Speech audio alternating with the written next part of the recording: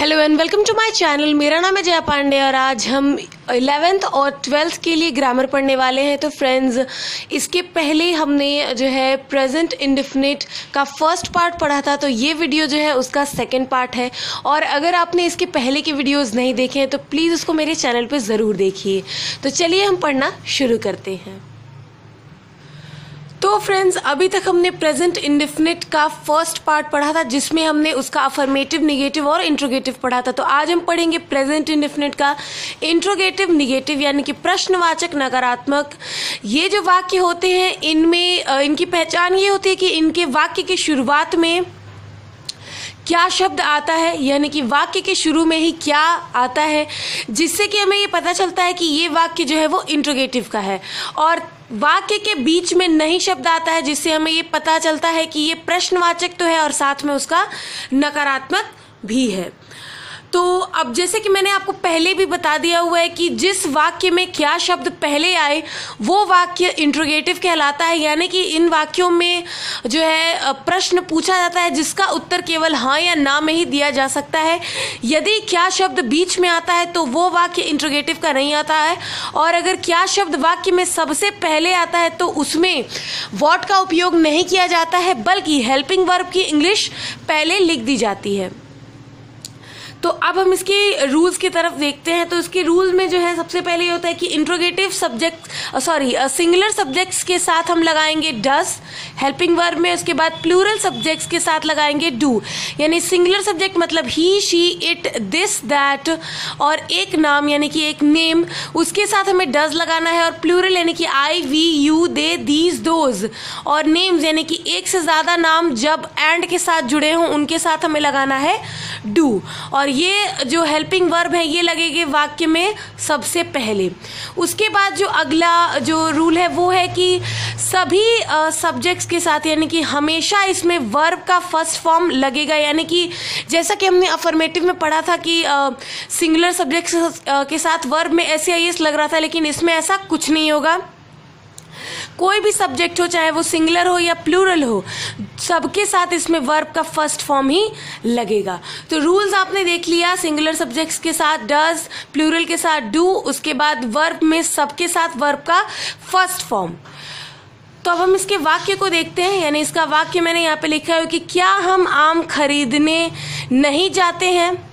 ठीक है, तो ये इसका वाक्य है। और यहाँ पे मैंने इसका स्ट्रक्चर यानी कि इसका जो मेन स्ट्रक्चर है जिसपे हमें इसको छांटना है वो लिखा हुआ है। सबसे पहले हमने लिखा है हेल्पिंग वर्ब, उसके बाद सब्जेक्ट, उसके बाद नॉट, उसके बाद वर्ब का फर्स्ट फॉर्म, उसके बाद ऑब्जेक्ट, फिर अदर वर्ड, उसके बाद क्वेश्चन मार्क।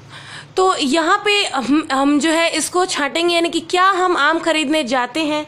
तो यहाँ पे हम लिखेंगे क्या, उसके साथ लिखेंगे ते हैं, उसके बाद हमारा सब्जेक्ट, जैसे कि मैंने पहले ही बताया कि वाक्य में जिसके बारे में बात होती है वो सब्जेक्ट होता है। यहाँ पे बात हो रही है हम, यानी कि अगर हम पूछेंगे कौन, अगर हम वर्ब के साथ यानी कि जो क्रिया हो रही है उसके साथ कौन लगाकर प्रश्न पूछे तो हमें सब्जेक्ट मिल जाता है, यानी कि कौन आम खरीदने जाता है, तो यहाँ पे उत्तर मिल जाएगा हम।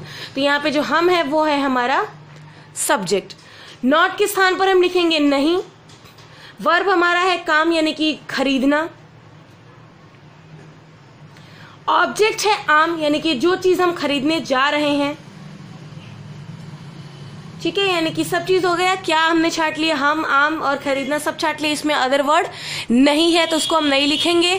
तो अब हम लिखते हैं इसको, अब हम इसको इंग्लिश में ट्रांसलेट करते हैं। तो जैसे कि मैंने यहाँ पे लिखा है वी, ठीक है, तो जैसे हमें पता है कि यहाँ पे वी है, तो जो वी है उसके साथ जो है हमें मोस्टली यूज करते हैं जो है हमें लगाना है डू, यानी कि वी जो है वो एक प्लूरल सब्जेक्ट है तो प्लूरल के साथ हमें लगाना है डू।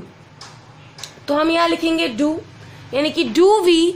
उसके बाद हम यहाँ लिखेंगे नॉट, खरीदने की इंग्लिश यानी कि बाय, आम का मैंगो। उसके बाद हम लगा देंगे क्वेश्चन मार्क। क्वेश्चन मार्क दोस्तों बहुत इंपॉर्टेंट है, क्योंकि अगर हम सेंटेंस को बना दें और क्वेश्चन मार्क न लगाएं तो उसका कुछ मतलब नहीं निकलता है। तो हम यहाँ पे इसको हमने ट्रांसलेट कर दिया है कि do we not buy mango.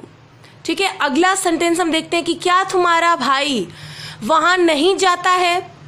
तो फ्रेंड्स ऐसे सेंटेंस में लोग अक्सर कंफ्यूज हो जाते हैं, क्योंकि यहाँ पे तुम्हारा लिखा रहता है, तो वो बच्चे जो थोड़े से कंफ्यूजन में होते हैं वो अक्सर जो है गलतियां कर देते हैं, क्योंकि उन्हें लगता है कि तुम्हारा है तो ये प्लूरल होगा क्योंकि ये तुम से जुड़ा है, लेकिन ऐसा नहीं है। इसके साथ हमने लिखा है तुम्हारा भाई, जो कि एक वचन करता है।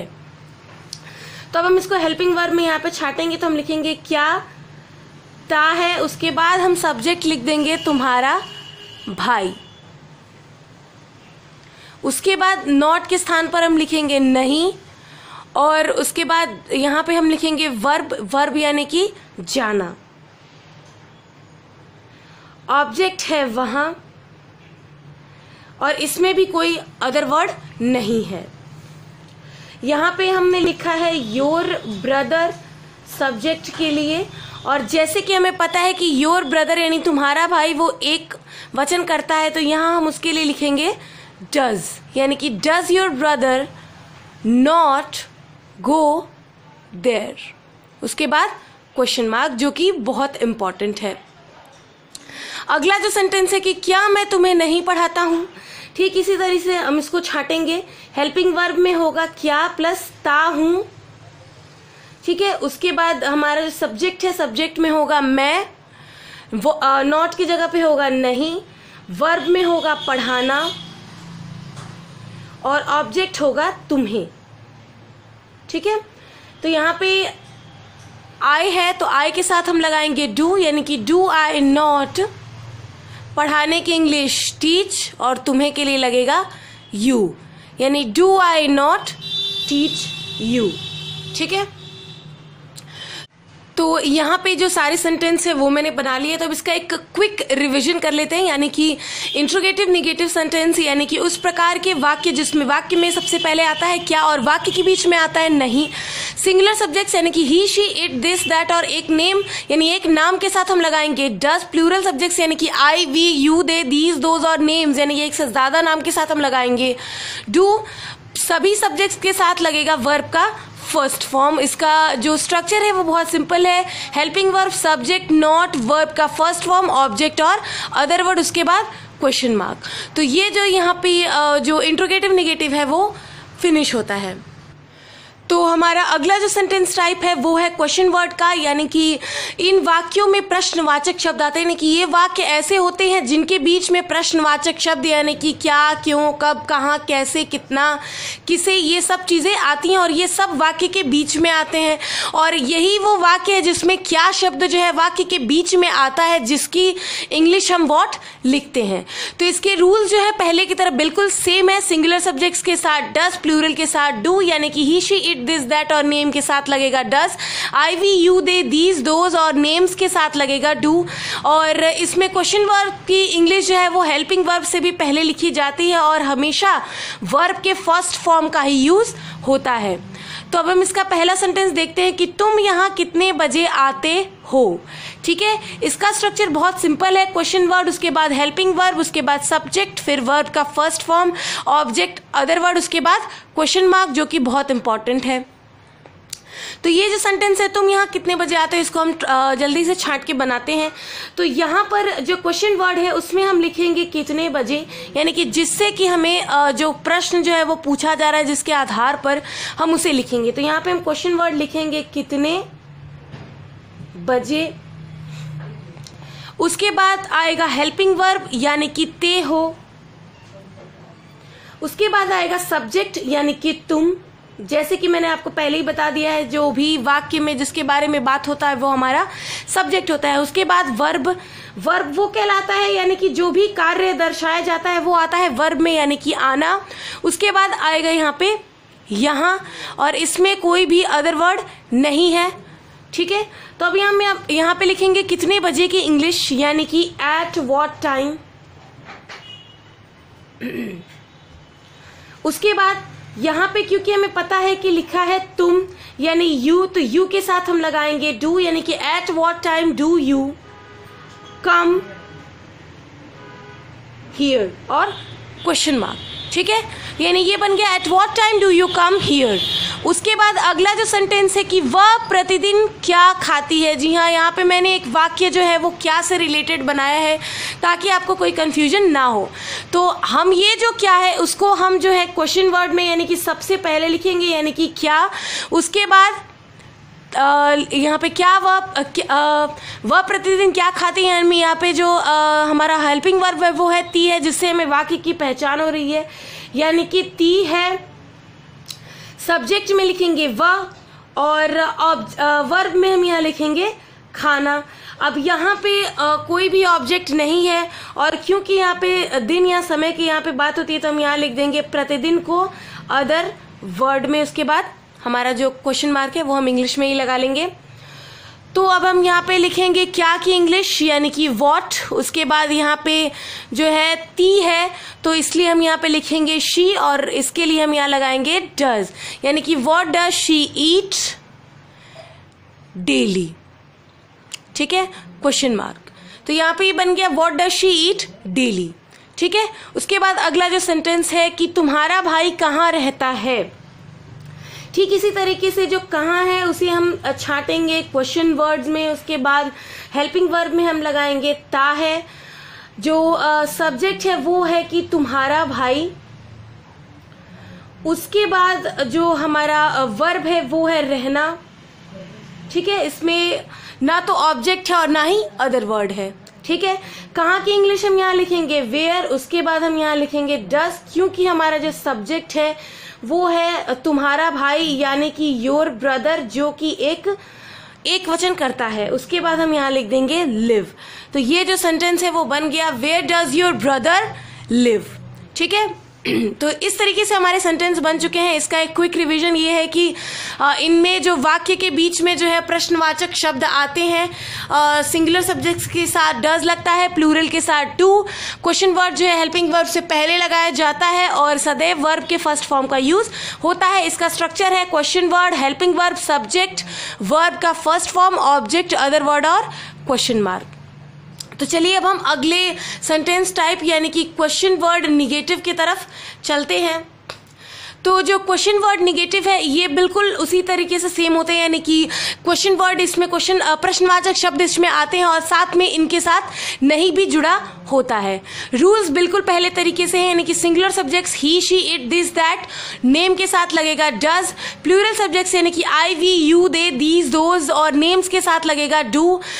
सदैव वर्ब के फर्स्ट फॉर्म का यूज होगा। क्वेश्चन वर्ड्स जो है वो सबसे पहले लिखे जाएंगे, उसके बाद हेल्पिंग वर्ब लिखा जाएगा और बीच में लग जाएगा नॉट। इसके जो स्ट्रक्चर है वो बहुत सिंपल है, question word, helping verb, subject, उसके बाद नॉट, उसके बाद वर्ब का first form, object, other word और क्वेश्चन मार्क।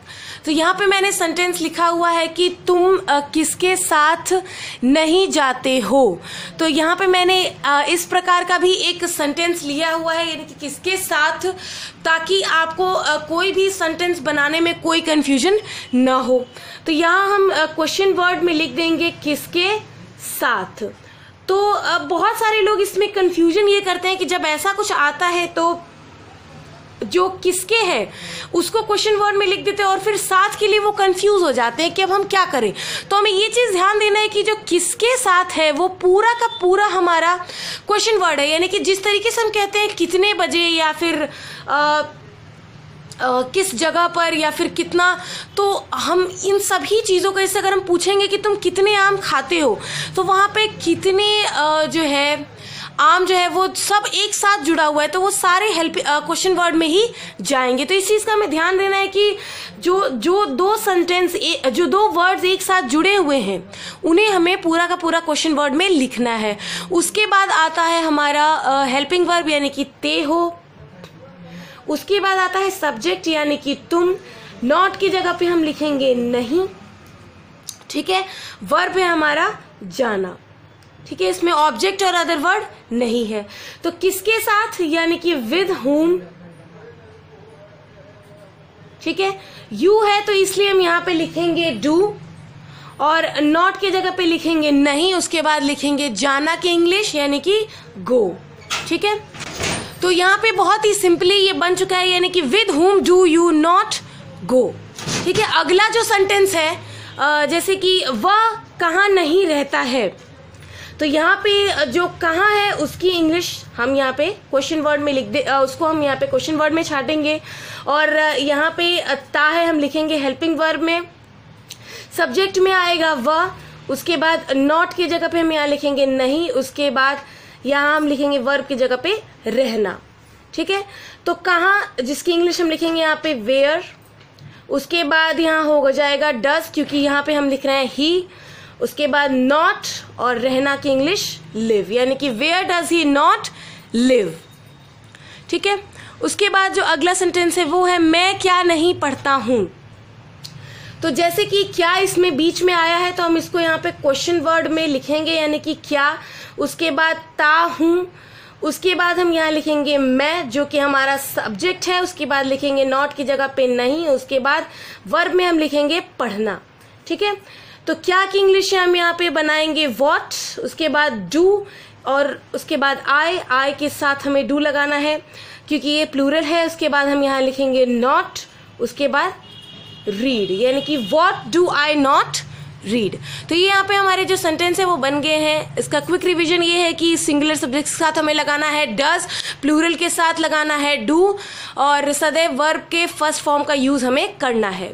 ठीक है, तो फ्रेंड्स यहाँ पे मैंने एक जो है अलग सा कुछ सेंटेंस लिया हुआ है जिसमें अधिकतर लोगों को कंफ्यूजन होता है, यानी कि कौन, यानी कि जब वाक्य में आ जाता है कौन तो लोग अक्सर कंफ्यूज हो जाते हैं जिसमें हु लगाना होता है। तो यहाँ पे उसके लिए मैंने एक अलग से स्ट्रक्चर बना दिया हुआ है क्योंकि जो जब हु लगता है तो उस वक्त जो है क्वेश्चन वर्ड का यूज नहीं किया जाता है, यानी कि वो क्वेश्चन वर्ड में नहीं आता है वो, और ना ही वो इंट्रोगेटिव में ही आता है, यानी कि उसका जो रूल है बिल्कुल चेंज हो जाता है, वो एक तरह से अफर्मेटिव का सिंगुलर पर्सन बन जाता है।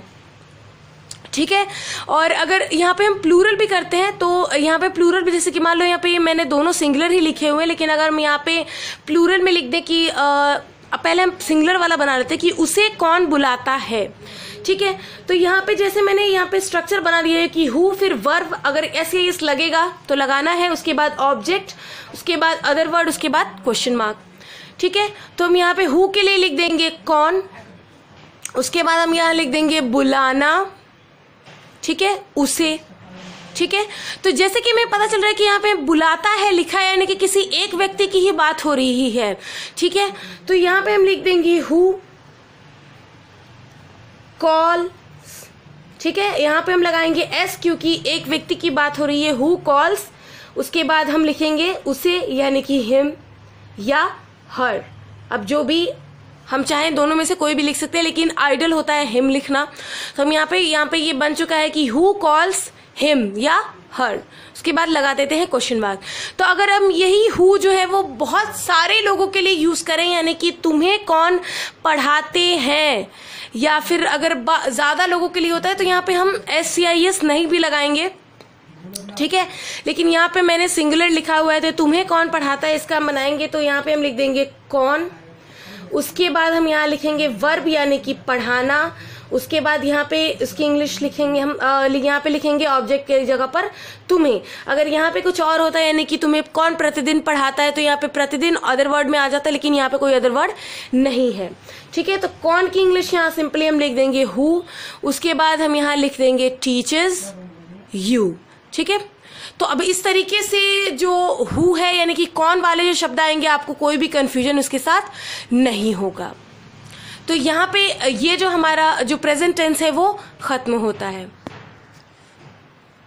मेरा वीडियो देखने के लिए थैंक यू सो मच। अगर आपको मेरा वीडियो अच्छा लगा हो तो प्लीज इसे लाइक करें, शेयर करें और प्लीज मेरे चैनल को सब्सक्राइब करें, बेल आइकन को क्लिक करें ताकि जब भी मैं वीडियोस अपलोड करूं तो आपको एक नोटिफिकेशन चला जाए।